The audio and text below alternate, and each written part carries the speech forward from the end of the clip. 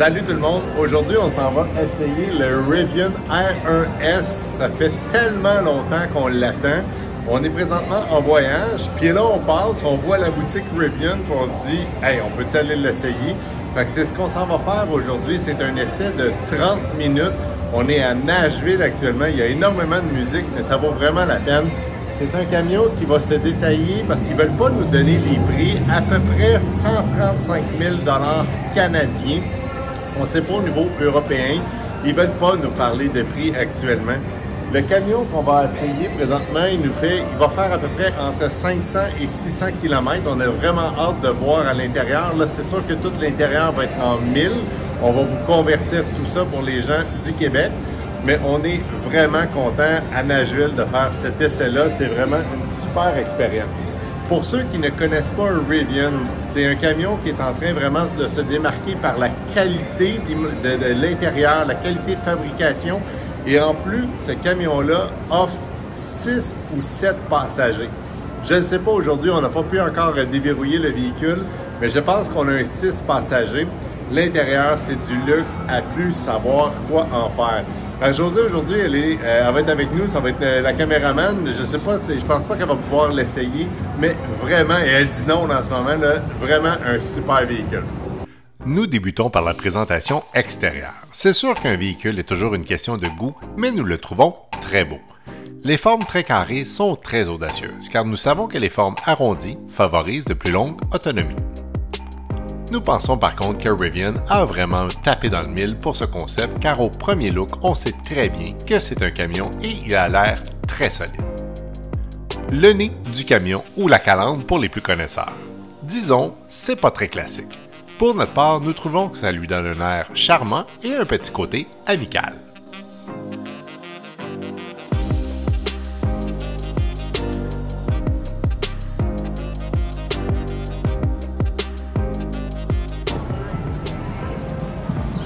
T'as-tu hâte? Oui, mais je pense moins que toi.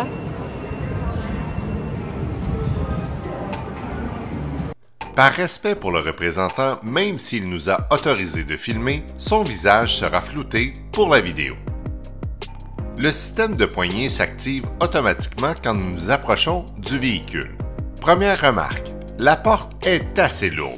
Est-ce que cela signifie qu'on va avoir une insonorisation incroyable? Je pense que oui.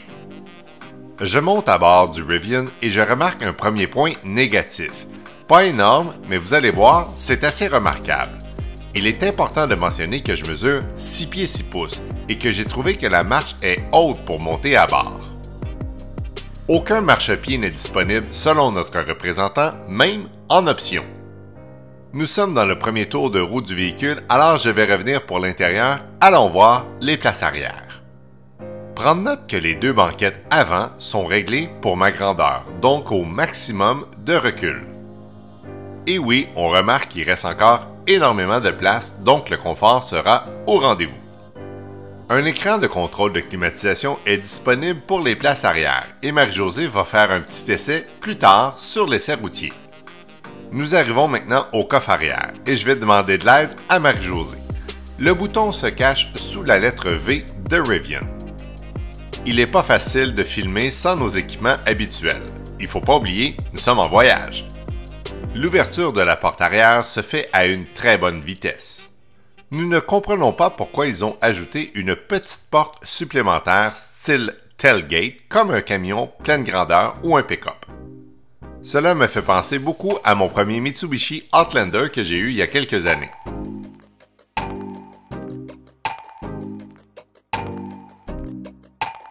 Pour faire basculer les bancs, cela se fait en 2 étapes. Premièrement, il faut descendre l'appui-tête et par la suite, un bouton vous permet de descendre facilement la banquette. En gros, un système standard. Parlons maintenant de la gamme des couleurs. Les plaques sont conçues pour aller à l'extérieur pour voir le reflet avec le soleil. J'ai demandé tout simplement mais pourquoi il y a 2 formats et la réponse m'a vraiment surpris et j'aurais peut-être dû y penser moi-même. Il semble que certaines personnes ont besoin d'une plus grande surface pour voir la couleur et faire leur choix. C'était juste logique. Je suis vraiment désolé. Mes parents m'ont toujours dit, il n'y a pas de mauvaise question. Plusieurs couleurs étaient sur place. Le rouge que vous avez vu au début de la vidéo était une option de 3500 $. Nous vous démontrons la grosse gamme des couleurs directement sur le camion. Et quelle surprise, une seule couleur est incluse dans le prix de votre véhicule et c'est le gris pâle. La totalité des autres couleurs sont en spécial selon notre représentant à seulement 3500 $.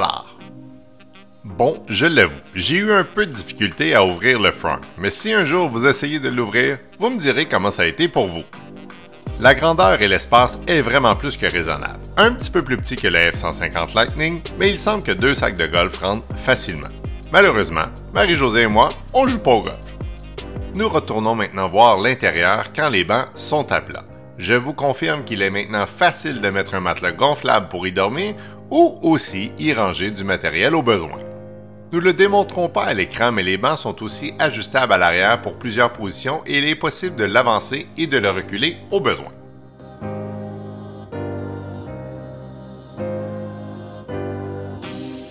Je commence à explorer le véhicule et je remarque rapidement qu'il n'y a pas de coffre à gants. Je comprends vraiment pas car il me semble que c'est vraiment pratique. Vous allez voir un petit peu plus loin, il y a des coffres à bancs. Quand même. Ça va vraiment pas bien mon affaire. J'essaie d'ouvrir l'accoudoir central et il veut vraiment pas coopérer. À vrai dire, c'est pas qu'il veut pas coopérer, j'ai pas trouvé comment l'ouvrir. J'ai peut-être pas trouvé l'accoudoir central, mais j'ai trouvé un speaker Bluetooth. C'est très pratique, mais il semble qu'il ne joue pas pendant qu'on roule. C'est simplement pour le divertissement à l'extérieur du véhicule. Ah oui, un coup que tu trouves comment ouvrir l'accoudoir central avec un peu d'aide, j'ai aussi trouvé où sont les portes-gobelets. C'est quand même bien ingénieux.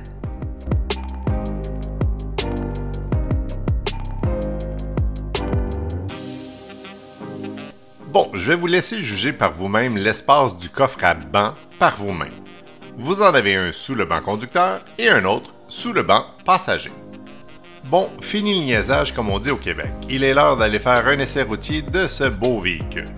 Premièrement, notre représentant me donne une clé et je vous le dis, elle est très belle et elle semble très pratique. Un mousqueton est disponible pour l'accrocher à votre pantalon. Je vous rassure, au prix du camion, la clé est aussi disponible sur votre téléphone cellulaire. Mais pour les essais routiers, il semble que j'ai pas le droit de configurer tout ça sur mon téléphone.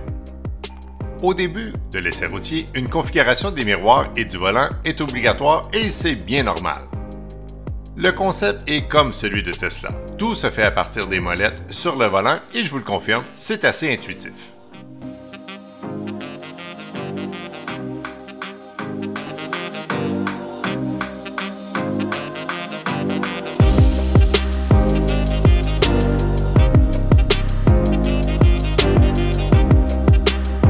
Pendant qu'on roule, je vais vous donner un petit peu plus d'informations sur le camion que notre représentant nous a donné. Lors du tournage, le R1S, le petit cousin du R1T, est un camion qui n'est toujours pas disponible au Québec. Il semblerait que d'ici septembre, nos premiers camions seraient disponibles ici au Québec dans une concession à Montréal. À voir. Un seul modèle était disponible lors du tournage. Ce camion vient avec plusieurs options bien sûr. Le camion que nous avons essayé comprend 4 moteurs électriques et je vous dis, ça pousse fort. Pour les amateurs de chiffres, en voici quelques-uns. 835 chevaux de puissance et un 0-100 en tout juste 3 secondes. Marie-Josée a adoré et a eu ses petits papillons habituels. On parle ici de 908 livres pieds de coupe qui donnent assez de puissance pour ne pas rester longtemps sur un coin de rue ou tout simplement brûler vos gommes de pneus assez rapidement, merci. L'expérience de conduite, je vous donne le scoop immédiatement, c'est vraiment à part des autres véhicules que j'ai conduits dans ma vie et Dieu seul sait, on en a conduit des véhicules. Le camion que nous essayons a aussi une suspension pneumatique adaptative qui est vraiment le fun à bouger. Mais dans les rues de Nashville, nous en avions vraiment pas besoin, car aux États-Unis, les routes sont vraiment belles. Parlons maintenant de son poids. Et là là, 7300 livres ou 3311 kilos. Un vrai poids plume. Par contre, fait cocasse, on ne ressent vraiment pas la lourdeur de ce camion-là dans les rues et sur l'autoroute. C'est vraiment un gros plus. Nous avons aussi abordé le sujet de remorquage et le R1S se débrouille vraiment bien. Nous pouvons remorquer une charge allant jusqu'à 7500 livres ou 3400 kg et la tâche remorque de 2 pouces est dissimulée dans le pare-choc de base. Bien sûr que si vous remorquez le 7500 livres, selon moi, vous allez perdre plus de 50% de la batterie. Parlons maintenant un peu de l'autonomie du camion. Le camion était en 1000, alors on parle de 315 000 que nous pouvions faire approximativement lors du tournage. Cela représente approximativement 510 km d'autonomie. Attention, ceci n'est pas une blague. Le camion que nous avions à l'essai avait une batterie de 180 kWh. Et quelle surprise, cette batterie est en option, car une batterie de 135 kWh est à venir. Par contre, actuellement, il est impossible de commander la batterie de 135 kWh. Nous avons fait un petit calcul maison. Vous comprenez que notre camion a une batterie de 91 kWh et elle prend entre 8 heures et 10 heures à recharger. Donc, nous avons calculé approximativement 20 heures de recharge sur une borne de niveau 2.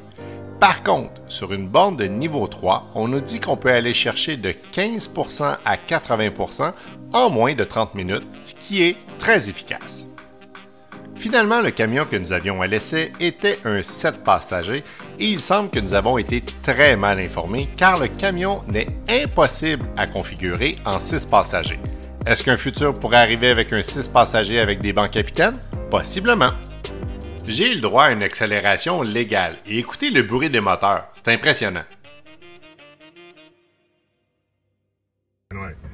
People see it and they're like, oh, the Rivian's only go up to 80. I'm like, no, that's just for this vehicle. Okay, it's really, really fast.